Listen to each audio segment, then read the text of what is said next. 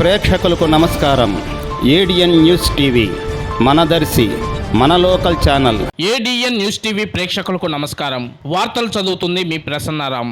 దర్శి నియోజకవర్గ Telugu Desam party incharge doctor Gottipati Lakshmi ఆధ్వర్యంలో అన్నదాతకు అండగా నిలుస్తున్న కూటమి ప్రభుత్వం రైతు సంబర సభ సూపర్ 6 సూపర్ హిట్ సూపర్ 6 లో భాగమైన అన్నదాత సుఖీభవ పథకం కింద రైతులకు సంవత్సరానికి 20,000 రూపాయలు మంజూరు చేయగా మొదటి విడతగా 7,000 రూపాయలు చెల్లింపు జరిగింది. అలాగే రైతులకు ప్రభుత్వం అన్ని విధాల అండగా ఉంటుందని ఈ సంతోషాన్ని పురస్కరించుకొని రైతుల ట్రాక్టర్లతో విజయోత్సవ ర్యాలీ నిర్వహించడం జరుగుతుందన్నారు.